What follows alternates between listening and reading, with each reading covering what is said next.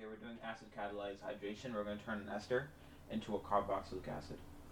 The thing to remember about this is that we're in acidic conditions, so we cannot form a we can't form a negative charge. Okay, so let's say we have water, right? We just have a normal water. We didn't do nothing crazy. Let's say this attacks that carbon right there. Imagine attack the carbon. We do nucleophilic addition, and we'll have a negative charge right there, which we can't form because we're literally at pH of 0. You can't have a negative charge at pH of 0. So, um, okay, so water is going to be we're going to form hydronium. When you have water and H2SO4, we're going to form hydronium. And so right here we're going to do acid base.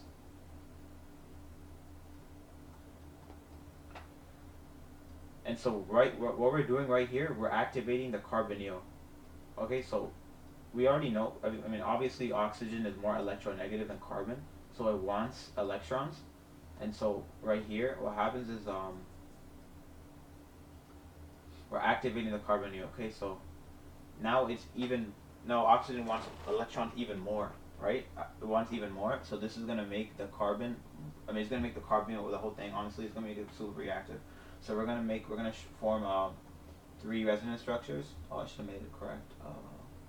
Yep.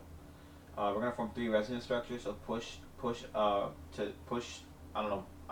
Push electrons toward the positive charge. I think that's how it is. We're just gonna push it right here. I don't know how the saying goes, but just push it toward the positive charge. Like this. And so now there's a positive charge here. And so we could form one more resonance structure.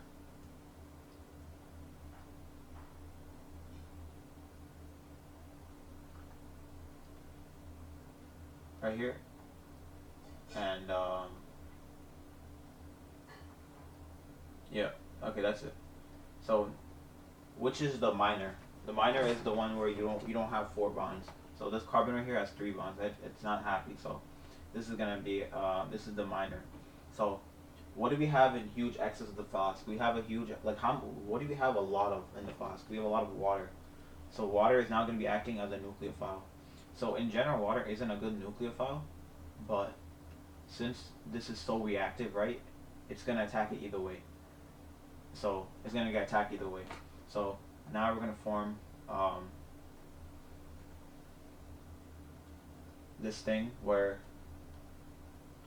now we're gonna form an oxonium ion where basically now we're gonna have this oxygen having a positive charge. And so again, what do we have in huge excess of the flask, right? How are we gonna get rid of the charge on the oxygen?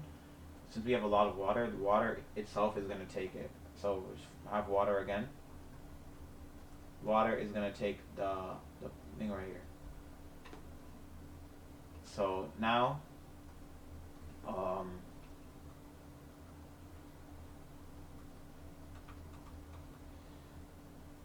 now we formed this structure right here. I think that's how it is. Wait. No, it's like this. We formed right here. Okay, so now we have a neutral tetrahedral intermediate. This is the neutral, right? Everything's fine. No one's mad, right? So we're gonna keep going back and forth, okay? But the point is, who's gonna leave, right? Are we gonna kick out the oxygen? Are we gonna kick out this? Are we gonna kick out this? Or are we gonna kick out the alkoxy group? Basically, just look at the answer, right? The answer is gonna have the oxygen, right? It's gonna have the OH, right? So we're obviously gonna kick out this alkoxy group, and so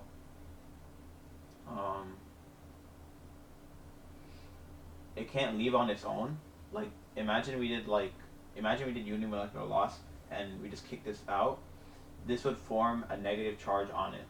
So we're gonna have to basically make it protonated for it to leave so that it wouldn't generate a negative charge.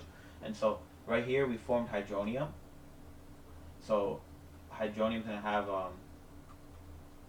it's gonna have a plus charge. So now this oxygen will be able to take it and leave without getting a negative charge. So right here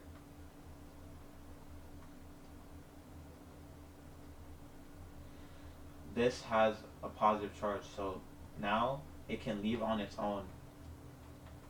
So you do unimolecular loss, and so now this can leave on its own without gaining anything. without getting the negative charge. Okay, so now we formed the OH right here. Let me just even make it more clear. Okay, so now we form this, right? And so our answer, right, we're gonna want to form, oh yeah. Since it leaves, we're gonna form a carbocation. Okay, so, I don't know why I've been writing it wrong this whole time. This is not even the original structure, but it doesn't really make it doesn't make a difference, honestly. Yeah, I'm sorry about that. Yeah, I gotta be more clear. I might make this mistake like even in class. I just like that, and yep, should be good. Yep, we're good here.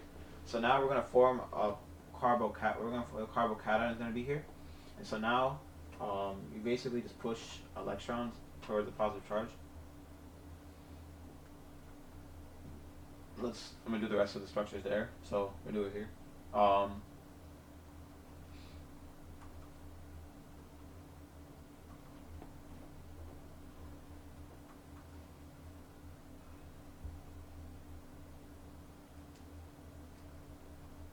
So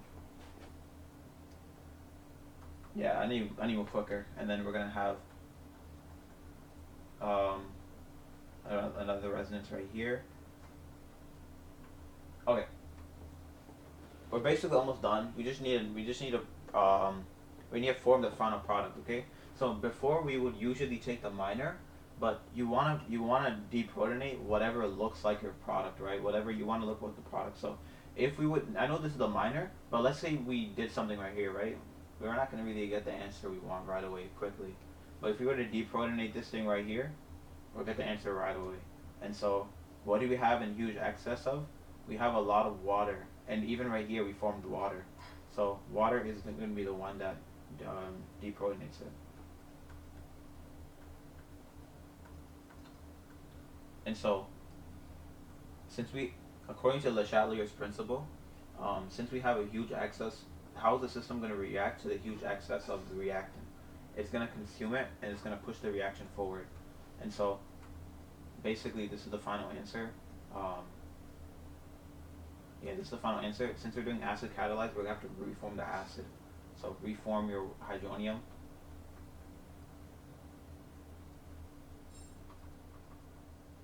And yeah, that's it.